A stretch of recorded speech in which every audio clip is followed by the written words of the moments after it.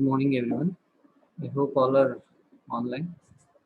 Shall we start today? Our topic of discussion is obstetric analgesia. Actually, the topic today is anesthesia regarding.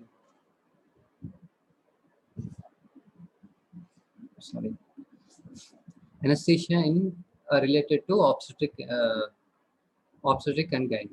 But today, last class, I hope there was a discussion on spinal anesthesia and all. With that background, we can go into this obstetric analgesia. Uh, General anesthesia and epidural anesthesia will be dealt eventually. And regarding to obstetrics, we go in with the obstetric anesthesia for obstetric patients also. And the other name given to this is labor analgesia, where you can use where you can deal with the labor pain also. As such, this topic, why is it important to you? I would like to tell in 3 points. You might expect a short question or so in your final year exam paper in obstetrics. They might touch upon one question or so.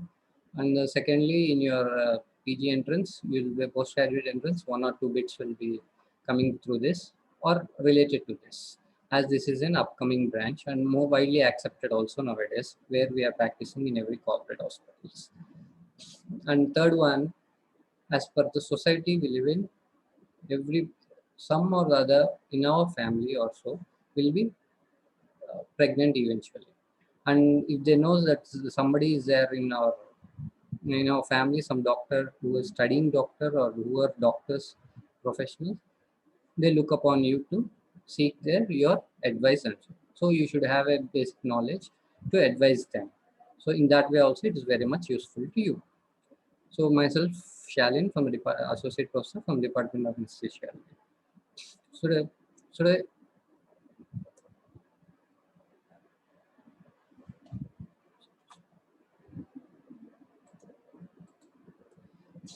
today we'll start with the introduction or the definition of the labor pain as such.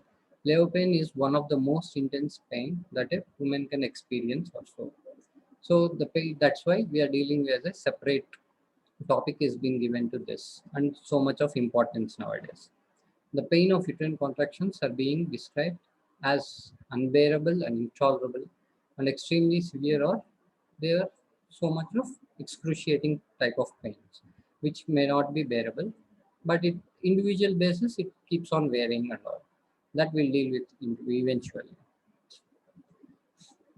Coming to history, how this has evolved and all. There is a myth in the Garden of Eden, like there was a saying in Christian, that Adam and Eve, when the God has created them, and they have committed, they seems they have committed a sin called original sin, and eventually the Eve was punished by the God. What was it? A curse given?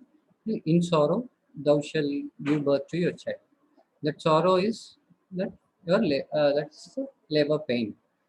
Okay, you have to go through this, but this is only a myth. Just then that is what we are dealing with, that pain. We are decreasing the pain and all. So to start with, in January 1847, it was the first scientist, James Young Simpson, who is then the professor in Edinburgh, Scotland, was the first to use ether anesthesia for relief of labor pain in a young lady who is suffering with rickets and deformed pelvis. As you know, the lady with rickets and deformed pelvis, how painful and how catastrophic the labor pain would be there, and giving child birth to a child. It might go, usually it goes into an obstetric labor, but with this use of either and so, patient was eased and it was a successful delivery.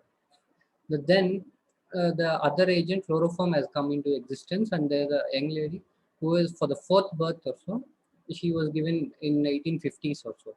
She was given tried with chloroform and she was very happy. And again for the next delivery, she was shouting it like, "Where give me chloroform?" Also. So that was the effectiveness of the anesthesia, analgesia, what you can expect in labor pain.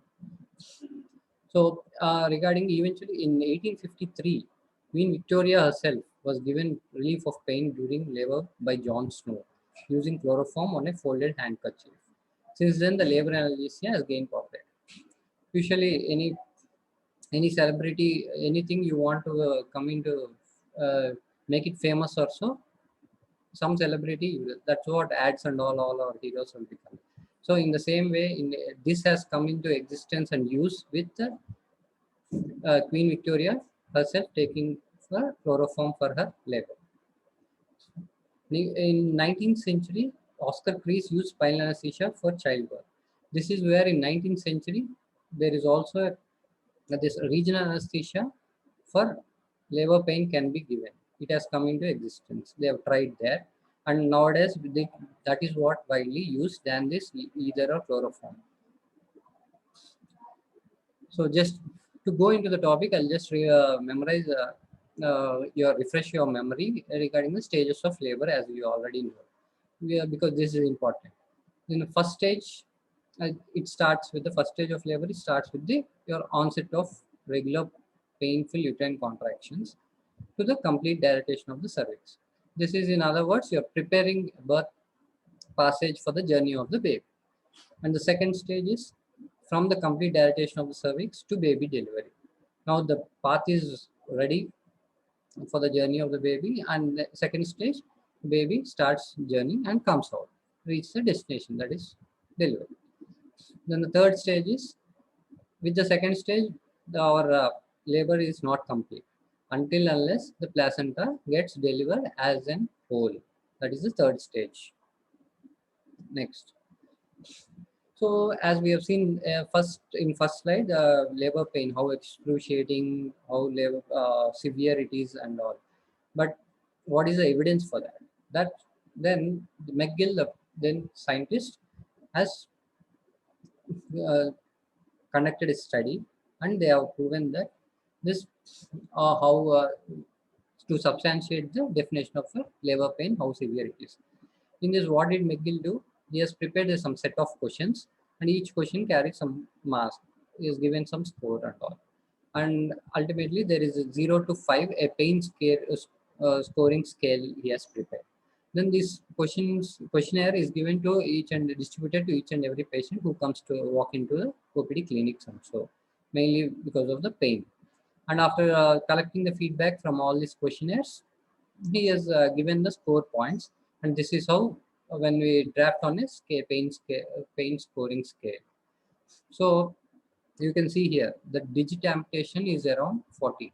So most painful was supposed to be the amputation of your digits or so.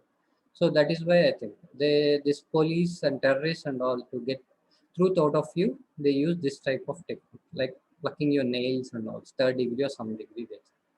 And our day-to-day practice, what we see, that is bruising, fractures, lacerations over the hands or so, and even fractures and sprain. All this are coming around 10, fall and in this scale range of 10 to 20.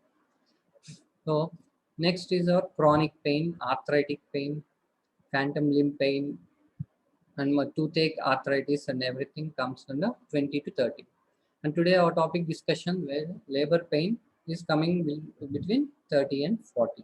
So by this you can know how severe this pain, and this had to be attended to. So in that, again, the nulliparous who are not prepared for childbirth training, they are given the most uh, pain scoring. That is, they fall nearly to 40. That is equal to digit amputation. So that is the amount of pain or severity of pain the patient is suffering. Then comes the nulliparous woman who is given prepared for the childbirth or so. So these techniques and all I'll be dealing with here. Once when the patient is coming to antenatal visits regularly, you will be preparing the child that preparing the mother that this pain used to be there, and she is aware of the pain. And this is how, with that training also, the pain score falls to 30 or so. And the multiparous, as the number of deliveries increase, the pain also comes down. So these, now we have seen what is the pain and what is the extent of the pain. But what are the mechanisms causing this pain? In the first stage, mainly the pain is due to uterine contractions, lower uterine segment stretching, and cervical dilatation. That is preparation for the journey of the baby. That is first stage. In the second stage, the pain from all the causes, apart from the causes that are causing pain in the first stage, Apart from that, this cervix, vagina, and perineum start stretching as the baby comes down, 0 station, -1, like that. So apart from that, these while the vagina, lower part of the cervix, vagina, and perineum starts stretching, even the pain adds to the first, and it keeps increasing. So for this, we have to know the pain innervation also of the various parts of uterus, cervix, vagina, which it is carried through which nerves, and to the segments usually where this it is where this pain conduction is relayed. In the first stage, you can see uterine cervix has dual innervation. The afferents innervating endocervix and lower uterine segment have cell bodies in the thoracolumbar dorsal root ganglion. That is, as we can see, this T10 to L1, this L bluish band here. So the first stage, usually the pain is referred from T10 to L1. This is where we need to block if you want to get rid of this labor pain. Then the afferent innervating ectocervix and the lower upper vagina cell bodies, they have their cell bodies and relay section in the sacral dorsal root ganglions from S2 to S4, these nerves. Okay, so this is the root values where this pain is related to. Then in the first stage of labor, it is caused, as I told, by the from the uterine contractions associated with the dilatation of cervix and stretching of lower uterine segment. These pain impulses are carried in visceral afferent type C fibers. What are the type of nerve fibers? We have written type C fibers. Those are accompanied by the sympathetic nerves. The type of pain fibers it is this pain is carried through. What happens in early labor, when the labor just the onset, the lower thoracic dermatomes, that is T11 and 12, are affected. But while while the labor pain is progressing, cervical dilatation in the transition phase, the adjacent dermatomes tend to be involved, and this pain is referred from as a whole like T10 to L1. Yeah, in the second stage, additional pain impulses from the distension of vagina and perineum are carried. These pain impulses are carried by the pudendal nerve and the paracervical nerves. Through this, they have the root value in the lower sacral fiber, that is S2 to S4. So this is how we have seen what is the importance of the pain, then how the pain is carried through different nerve roots or so. Next, why is this labor analgesia required? After seeing the main mechanisms, why actually, as this is a natural, anybody can say this naturally occurring even till from ages without this labor analgesia techniques also they have carried out the labor and deliveries have occurred. But with this, we are easing the mother's pain, and the effects this labor pain is causing over the mother and the fetus. We have to see this, and then we'll know why it is important. So most women experience moderate to severe pain during their parturition. The labor pain, as such, it has no relevance in an uncomplicated labor. But what happens? This labor pain it can alter the obstetric course, the maternal cardiac and respiratory functions in a complex manner that is normally well tolerated in a normal labor. But at sometimes it will be harmful when it alters your obstetric course or maternal respiratory functions, and it may cause harm. It may be harmful to both mother and fetus. So we'll see the effects. It is so a well-conducted obstetric analgesia, in addition to relieving pain and anxiety from the mother, it also benefits the mother from all the undue effects. The pain may result in maternal hypertension and reduced uterine blood flow. Through this, it is even going to affect the blood supply to the fetus, which is the only source. So we'll see the effects, how it is going to cause on the mother. So these maternal effects that are caused by this labor pain. As I said, first is the obstetric course. What happens when mother is going through this labor pain? There will be a neural stimulation, that is through the pain pathways. That is your sympathetic system gets activated, and this leads to the release of substances that either increase or inhibit the uterine activity and cervical dilatation. As you know, there's labor pain should be rhythmic, intermittent, and all regular. But because of these substances released, there will be a dysregularity in your labor uterine contractions that is occurring also.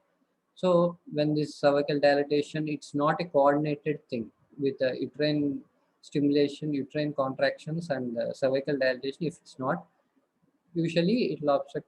It might go into an obstructed labor or prolonged labor, which we does not want. So by countering this labor pain, we are achieving that. And what are the effects on the maternal CVS, the cardiovascular system? Anything sympathetic, this pain leads to activation of your sympathetic system. And this sympathetic system, what does the sympathetic system do?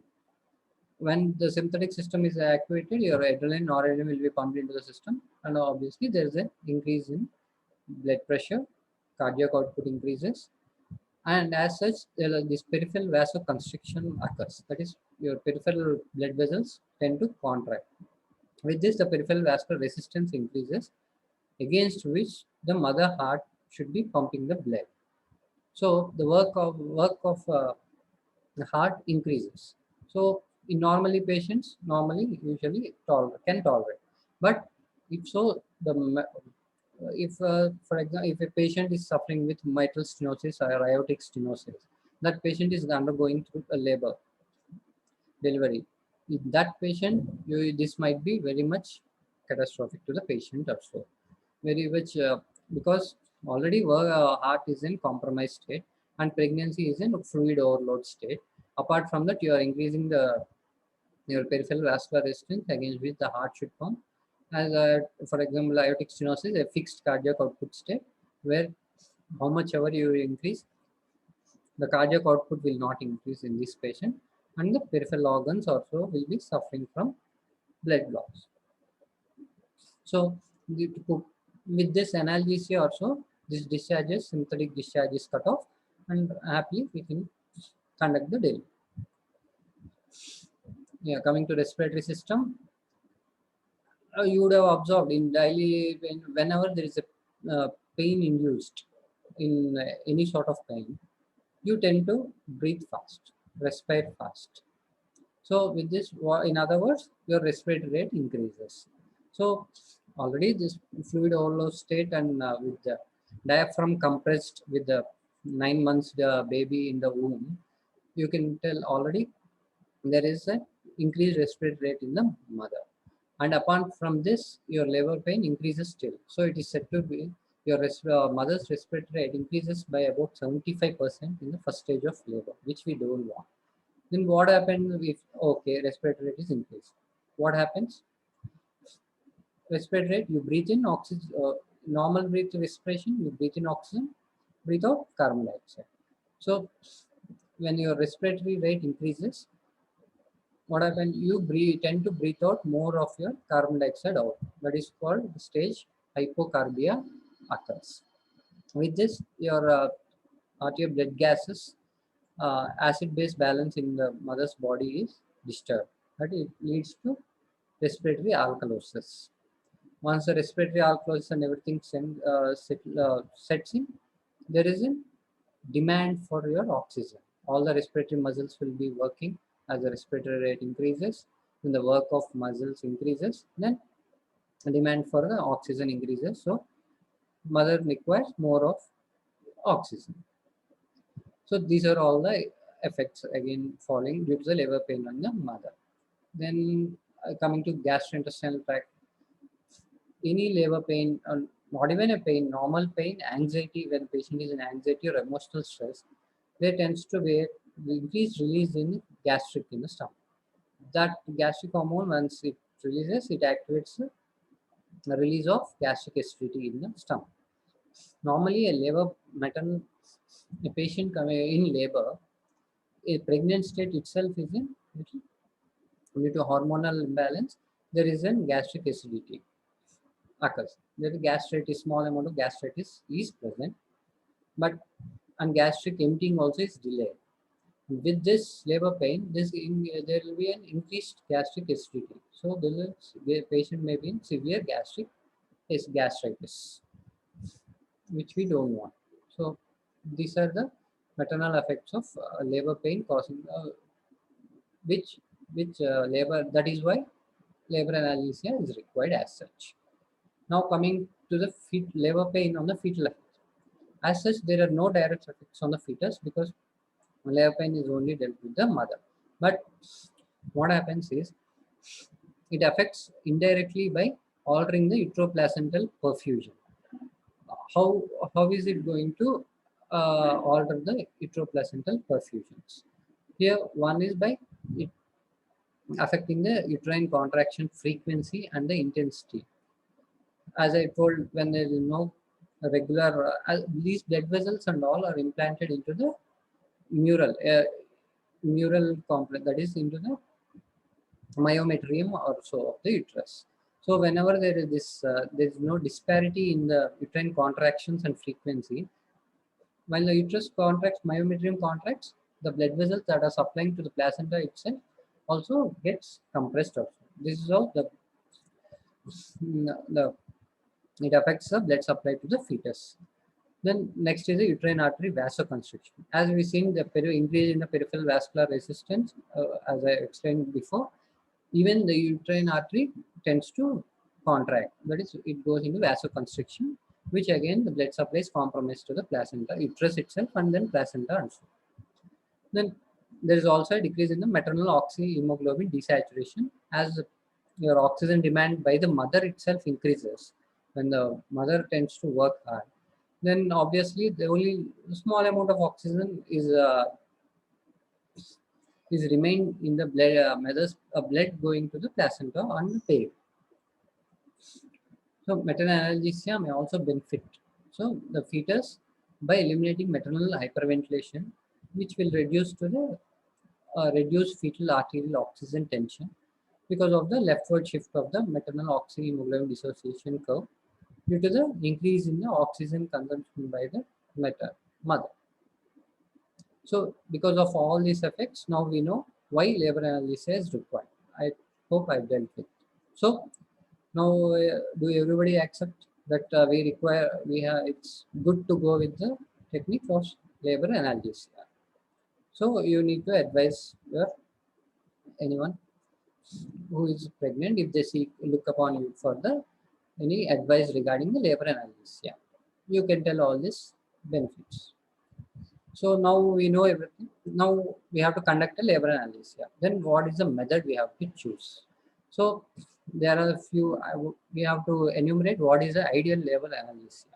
So these are the few characteristics of ideal labor analgesia. Any method should go through this.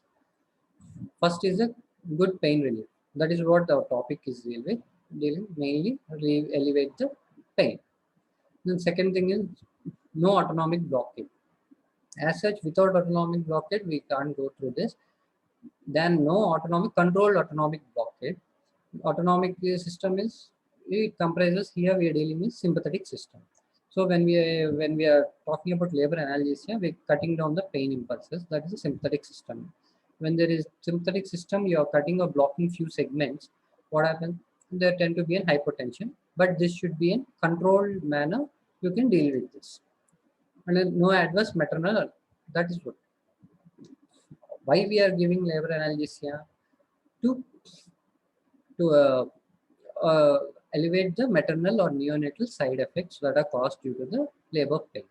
But as such, if our procedure is going to affect this cause this maternal neonatal effect, then no point in going through this labor analgesia. So there should, our procedures or methods what we adopt should not cause any adverse maternal neonatal effects to the patient or babe.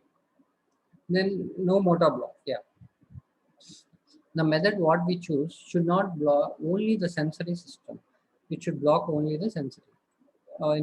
This pain sensation carried through this labor are to be dealt with, but not the motor blocks. Motor block, if you are going to block the motor system, what happens? Then how will the normal labor takes place? So no motor blockage. The uterine contractions and everything will be now. Uterine contraction won't take place. Then how the baby is expelled out? So no motor blockage should be there. Then No effects on labor and delivery that are assisted deliveries also. So the method what we choose should not affect what type of conduction of labor should not be disturbed. That should be going on as required. Then patient can ambulate. Yeah, ambulate is patient can be moving. Even with the conduction of our method, patient is able to move here and there or walk in the ward also. And our method what we choose should be economical and cost effective. After coming choosing the technique and all, if it is very much expensive or anything, again there will be or it may not reach to the all the patients, or the patients in especially in need cannot be. So it should come down to the cost effective and affordable to all range of patients. So with this, now we can see there are various analytic methods. So why there are numerous methods, we'll see. Labor pain varies in length and intensity, and as do individual tolerance to pain and desire for pain relief. So every patient will not be few patients can tolerate the pain up to certain level, whereas few will be very sensitive. Even small amount of pain, they are very much sensitive and they cannot bear. So regarding their individual tolerance to the patient, we can choose the method that they can choose the method. And women should be supported in their choice of labor. That various methods you educate educate the mother and leave the opinion for them to choose which type of labor analgesia technique they want. The neonatal outcome appears to be similar for the healthy women who deliver without pharmacological analgesia and for the women who have received this supplementary analgesia. So only it is we can happily go with the labor analgesia method. So coming to the various methods, there are non-pharmacological and pharmacological. As in the pharmacological, there are systemic and regional. Systemic with the route of administration, again it can be parenteral or inhalation. And regional, it is central neuraxial blockade, that is epidural and spinal, which is main widely accepted and used at present days.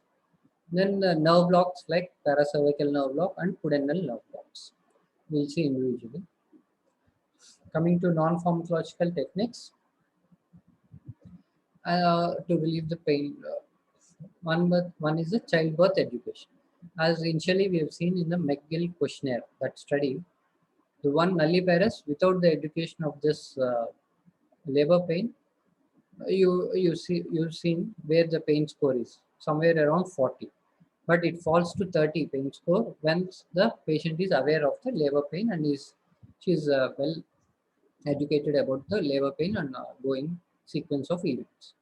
Then the emotional support. This emotional support definitely will take care.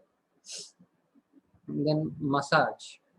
And audio therapy, listening to a good music or some music, even that helps. And therapeutic use of hot and cold water. The alternate changing of the pain sensations also proved to be soothing little amount of bringing down the labor pain. Then there are few other non-pharmacological methods which are more specialized techniques that require a specialized training or equipment is required. So certain background or specialized training needs to be done for these techniques to be followed, these methods. One is hypnosis. As everybody know about the hypnosis, psychologist or psychiatrist is well versed in that. And even that works for the labor pain. Then psychoprophylaxis, I'll deal with. Acupuncture, that is a needle technique. Then transintrapercutaneous nerve stimulation. So you tend to stimulate the other nerves so that uh, this pain or cortical sensation is shared. Then sterile water blocks. Hydrotherapy, even making the patient to drink a lot of water really it soothes the pain. Then aromatherapy, asking the patient to smell some good or smells. Then the various maternal positions. When the patient is having severe back pain or so, your left lateral position is usually accompanied in a labor patient. And when you come to prepared childbirth or psychoprophylaxis, The physiology of prepared childbirth maintains that lack of knowledge or misinformation, fear or anxiety can itself heighten a patient's response to pain, and this consequently increases the need for analytics also.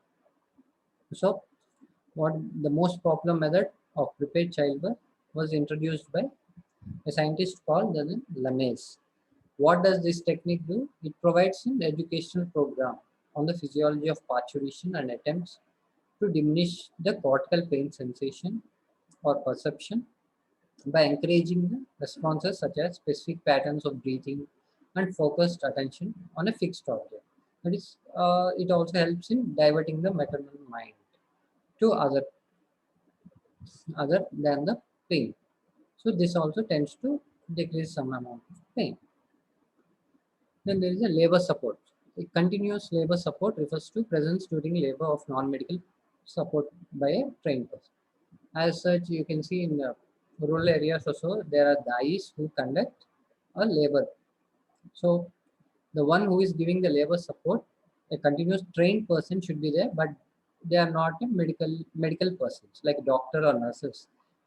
So like die, for example, die, if they are there next to the patient who is acquainted to the patient and who have some knowledge or trained in the conduction of labor, this itself will, this type of labor support will help such. That women who receive continuous labor support have shorter labors, fewer operative deliveries, fewer analgesic interventions required, and overall satisfaction also is there. So that is why this labor support also, this is how it is substantiating that. Then I told intradermal water injection consists of injection of 0.1 ml of sterile water at 4 sites on the lower back of the mother. Is itself like a placebo, you can think, and this also tends to decrease the mother labor pain. These are the various non-pharmacological methods, and usually coming to the antenatal visits or so, these non-pharmacological methods are taken care of. Then coming to pharmacological, these include systemic medications initially. Systemic medication. What we have a problem is all systemic drugs can enter placenta and go into the fetal circulation, affecting the fetus. But then you may think, how are we supposed to deal with the systemic analysis? So, but what happens is it depends. These neonatal outcomes of a drug depends on the dosage, route, and at what time of administration of that drug. By playing with these three parameters of the drug, known pharmacology of the drug, we can extract only the positive effects what we require, than the at the same time counteracting the side effects which we don't want. So we'll see what are the drugs available. First, it is the opioid class of drugs. We have opioids, that is our narcotics. In this, the fentanyl. Fentanyl is a beautiful drug which is elevates the pain immediately within 3 to 5 minutes. Patient is pain free once you give IV. It has rapid onset, then immediately the patient is eased and the pain is taken care of. It affects on the narcotic mu receptors what we have in the blood. Then target organs. It provides profound analgesia. This fentanyl is very effective when compared to morphine, and very few side effects it has compared to that. This is widely accepted, and day to day we use this for any analgesia and even anesthesia. It is very much beautiful drug that we available right now. And what happened? It even have, after the metabolism of the drug, it doesn't leave any metabolites. So even that crossing the placenta, we no need to worry about that. So it's IV peak action, as I told, it's within, use the drug within 3 or 5 minutes, patient is comfortable. The next is a remifentanil. Remifentanil is a newer drug, newer narcotic drug, ultra short acting. Within 1 minute, the patient is free of pain. Very beautiful drug. Not yet in, it's not available in India right now. in states and all outside they are using very much. But it says rapid onset as well. But this ultra short acting is like its duration of action is 10 minutes or so. So after 10 minutes or so, its plasma therapeutic concentrations falls down, and again the patient feels pain. So this remifentanil also we have to be given in infusion form you can give. But at the same time, this short duration of action is even uh, advantageous, as the time by the time it reaches the fetal circulation and fetus, it is metabolized. The dosage is 0.5 mg per kg you can give to the patient. Next is a pethidine. Pethidine is an old drug. I have not used in the labor for labor analgesia now, but it's to start with. Before this fentanyl and rem, we used to give pethidine it seems. But the main disadvantage, it acts slowly. Onset is slow, and duration of action is very long. So it has been observed that neonatal depression. It has caused neonatal depression even 3 years after the baby is delivered also. So it is adversely affecting the Apgar score. Don't remember, just remember pethidine used to be used. Nowadays we are not using this. Then the side effects of these opioids. Opioids, nausea and vomiting. Normally the pregnancy state itself is nauseating and vomitings will be there, hyperemesis also. But so apart to that, the patient suffering from hyperemesis also, you give opioids, you will be worsening this state. Then there is decrease in gastric motility. As such, pregnancy, there is decrease in gastric motility, and added to this, you give opioid, still decreases, so gastric emptying time is prolonged. Then at the time of surgery, if at all patient goes to labor, or if at all patient going to undergoes through cesarean delivery also, at that time, if stomach is full, patient vomits, there are more high chances of patient going for aspiration, so which we don't want. Then, yeah, narcotics also are known to cause respiratory depression, but in a graded and controlled manner you give with a very much low doses only to affect the analgesia of the mother. Here we are not going for the anesthesia, only analgesia. So by regulating the dosage in the route of administration, we can very well take care of that. But we should be monitoring the mother's respiratory states. Then disorientation, which is rarely seen. Yeah, next drug. Next drug, what we have is a ketamine. This is a wonderful magical drug. It is usually causes dissociative anesthesia. Dissociative anesthesia is like uh, once this drug is given, to be in a layman's term, your mind does not think about the rest of your body. You'll be floating in numerous thoughts of so. So this is also used as a mm, lie detector also. Ketamine. So it is a potent analgesic. Usually it is given as an adjuvant site to inadequate regional anesthesia during the. For suppose you are giving a regional anesthesia, you are giving regional anesthesia for the patient going through delivery also. But even that is not sufficient, or the regional analgesia has failed. The technique has failed. But patient you have to give. Patient is not able to tolerate the pain. Then we usually give this ketamine. That it's a wonderful analgesic.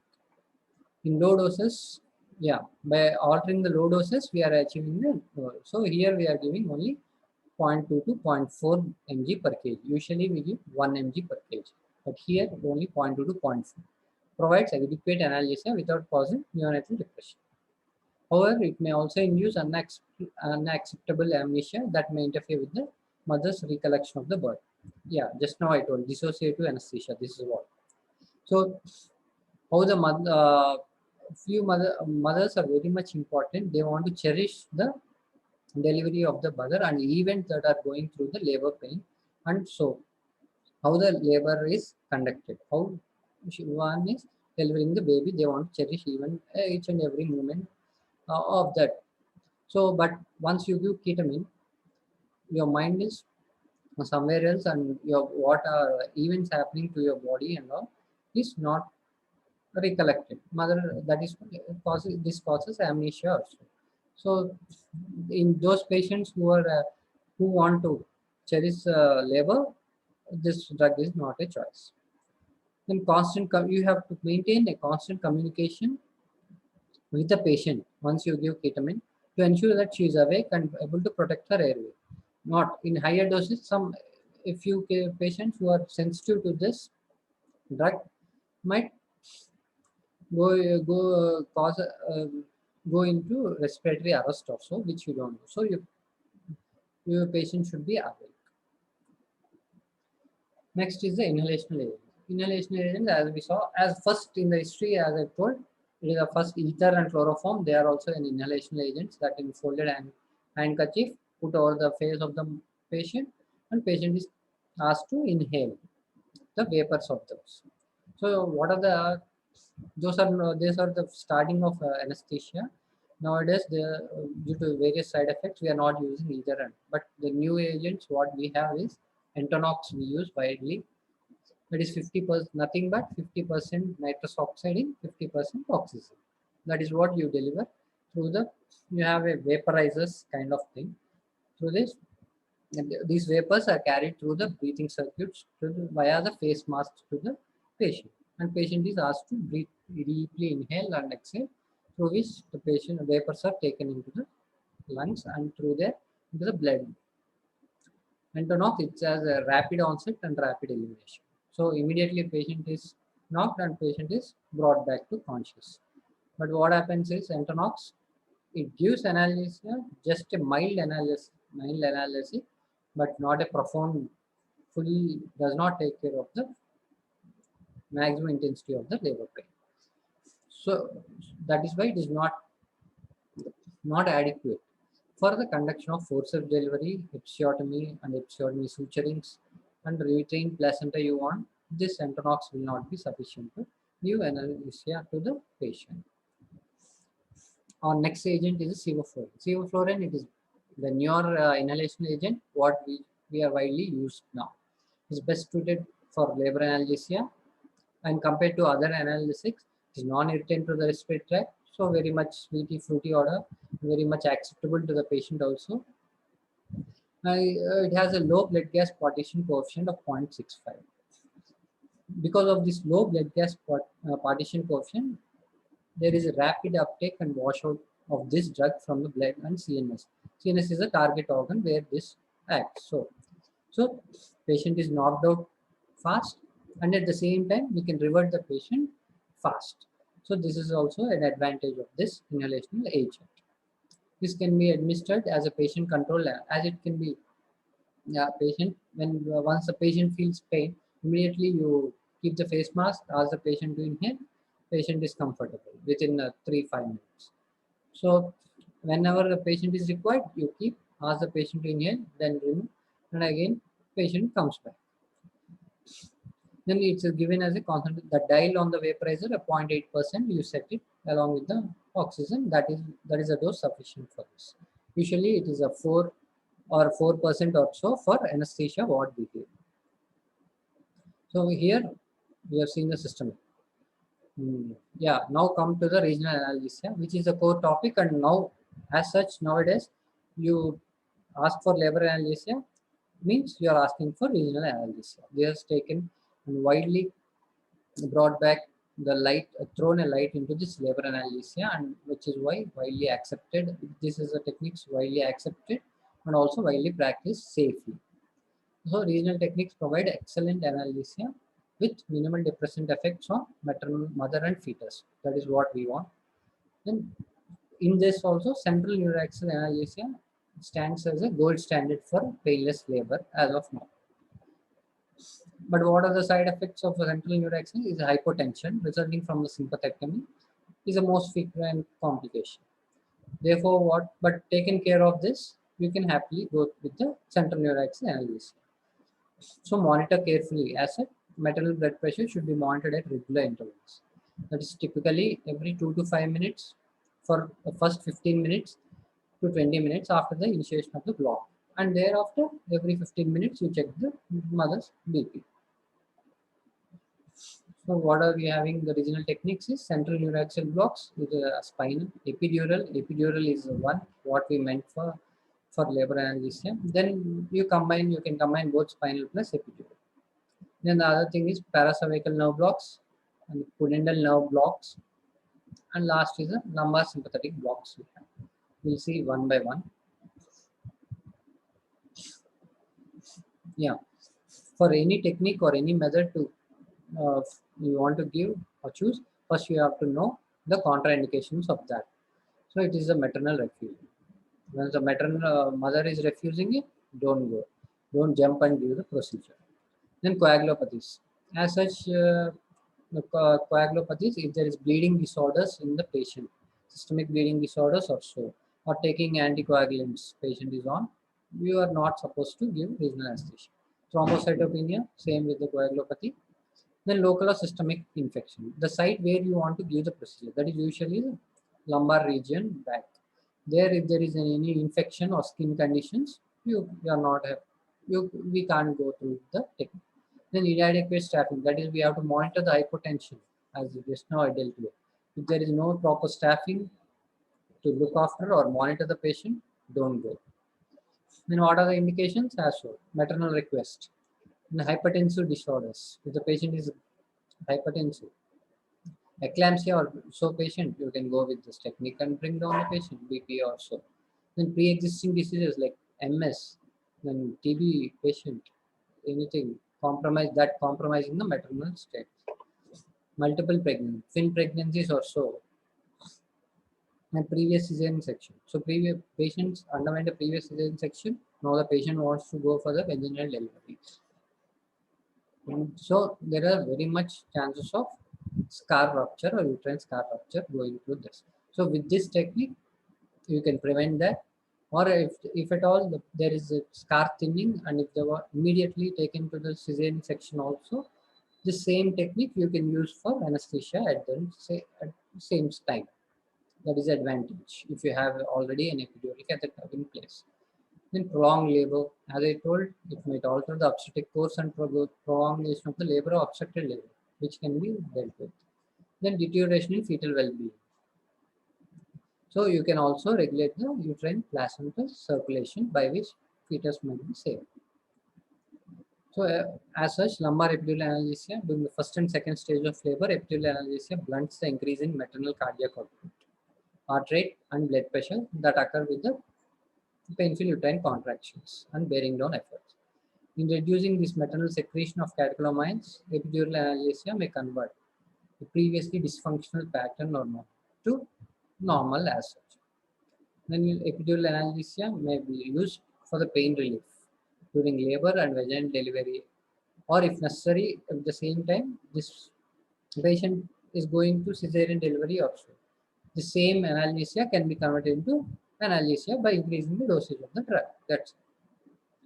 So effective analgesia during the first stage of labor may be achieved by blocking T10 to L1.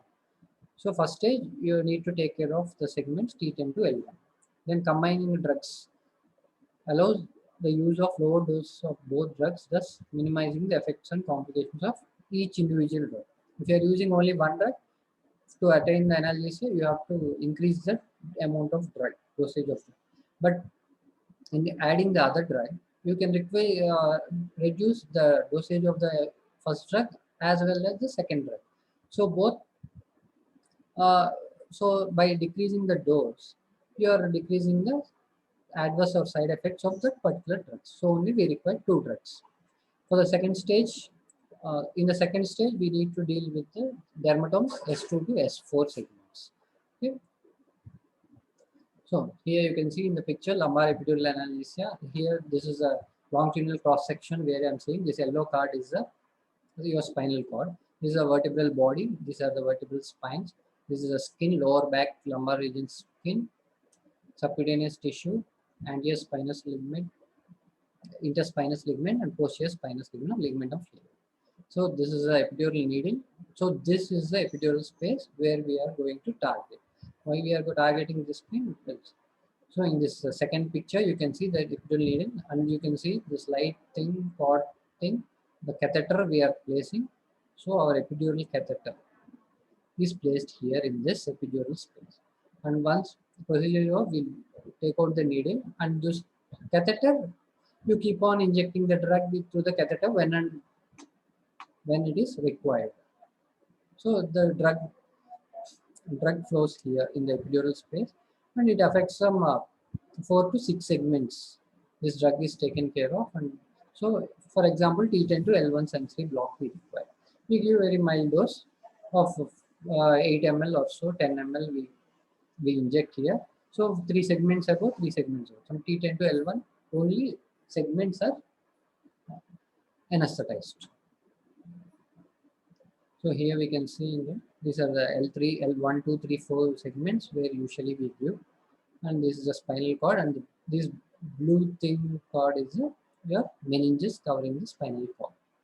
And this is the space what I'm talking about here. The needle is in the epidural space. Epidural space is covered by epidura, means above dura, above the dura mater, and the spinous ligament, posterior spinous ligament, that is ligament flare.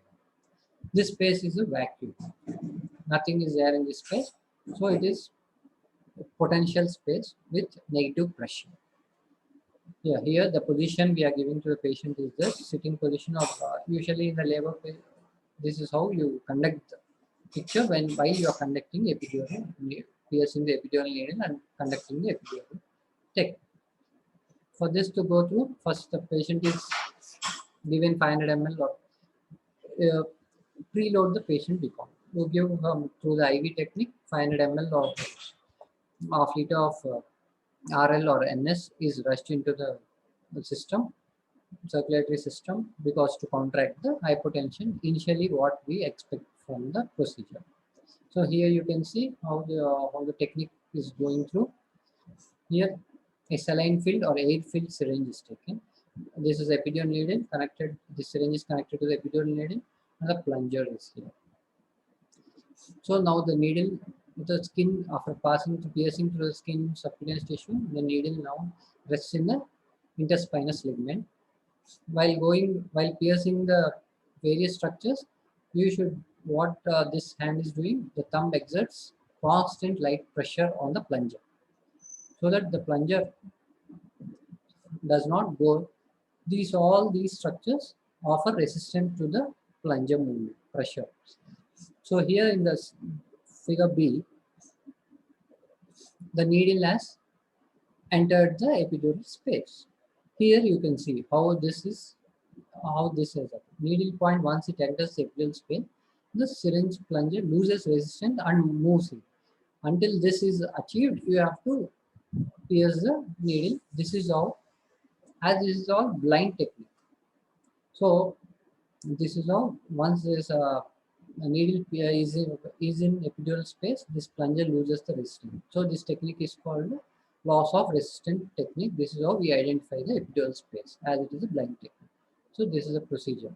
After that, this syringe is, you disconnect the syringe, as I told, pass the epidural catheter through this, and the epidural catheter achieves its position somewhere around T12 or so, we tip off the catheter. Okay, and next you give the drug through the catheter from outside.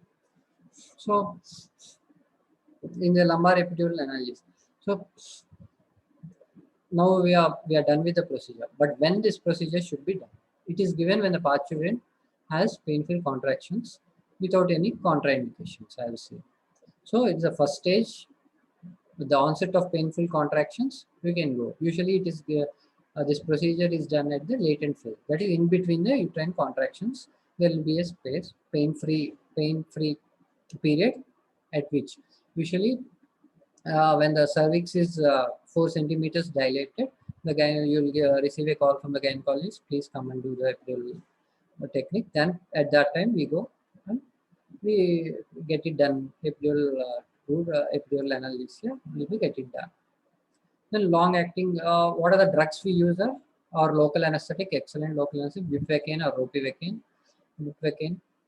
which are frequently used, and they produce excellent sensory analgesia while sparing motor function also.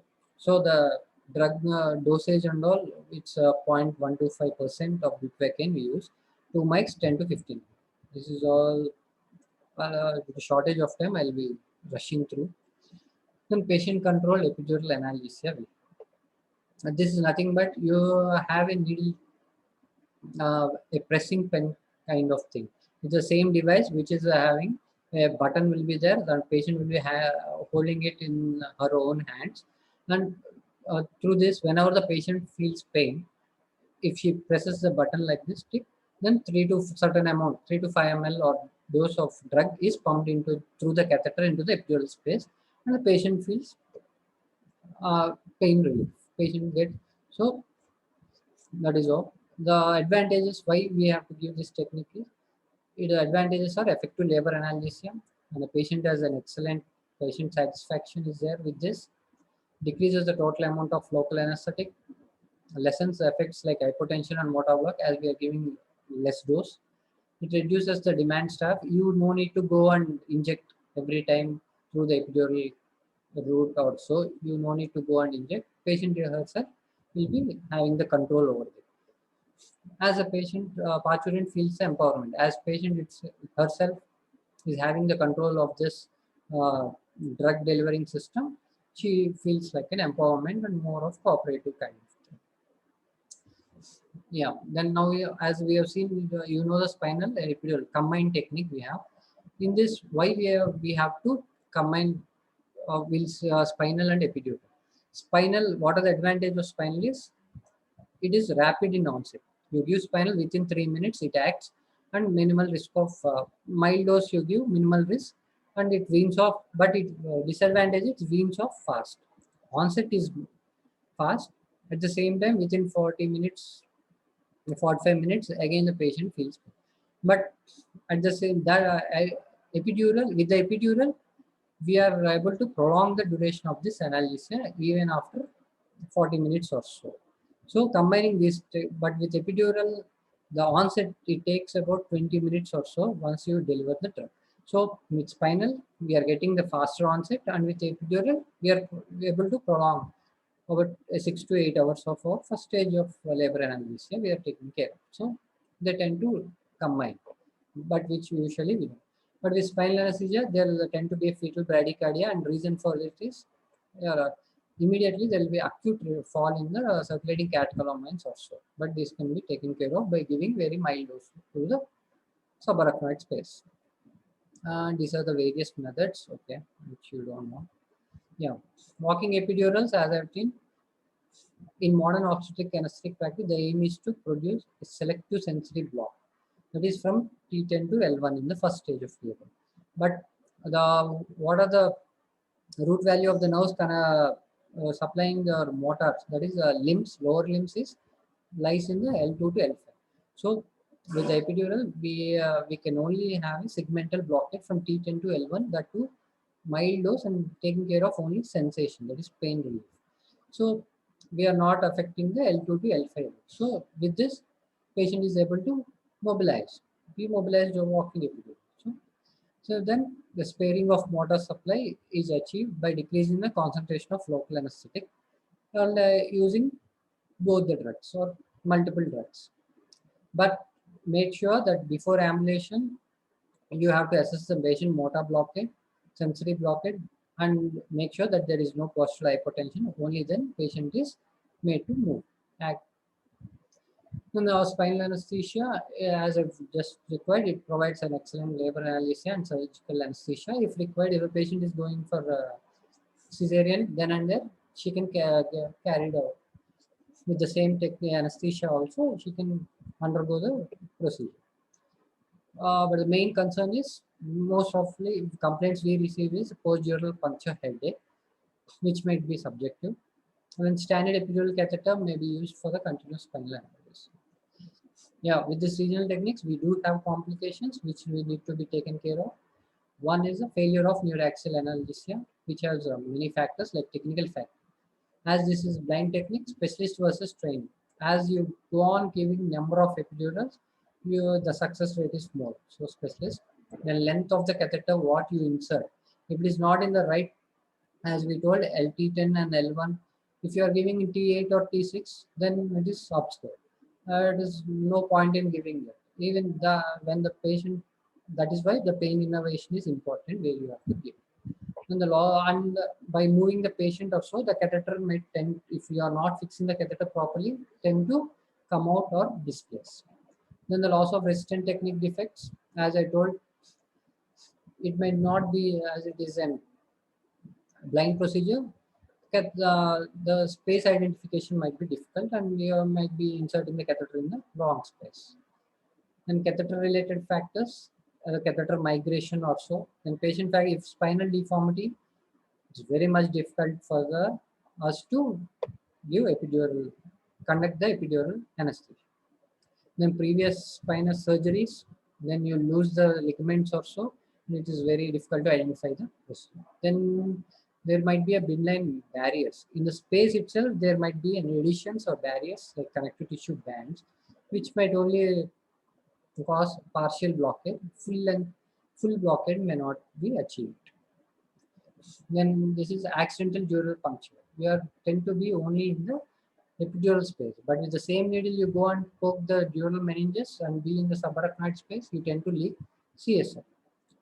You tend to, if more of your cerebrospinal fluid leaks, what happens? You tend to develop headache, post-dural puncture headache, which might be very severe also at times. Then infection, if you are not carrying out any aseptic precautions, you are not following, you may tend to cause epidural abscess or meningitis. And nerve damage, you are inserting the epidural catheter, which might go and irritate the nerve roots or so, and finally injure the nerve roots. Backache, the position usually backache in labor pain. The patient has back pain due to the ligamental stretchings and all. Epidural hematoma, as I say, when the patient is having coagulopathies or so, when you pierce, there are epidural veins in the epidural space. So when the epidural puncture is there, the bleeding does not stop.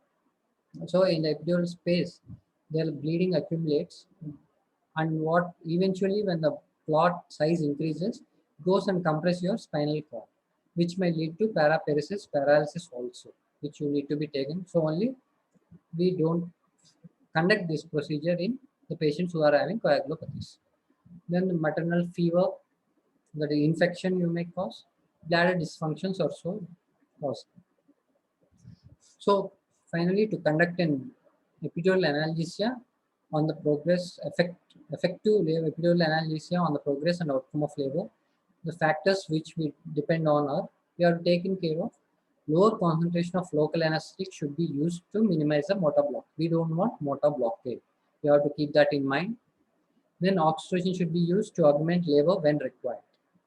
Whenever there is required, if the uterine contractions are getting lower or intensity is decreasing, you increase the intensity of uterine contractions or so by pumping in oxytocin.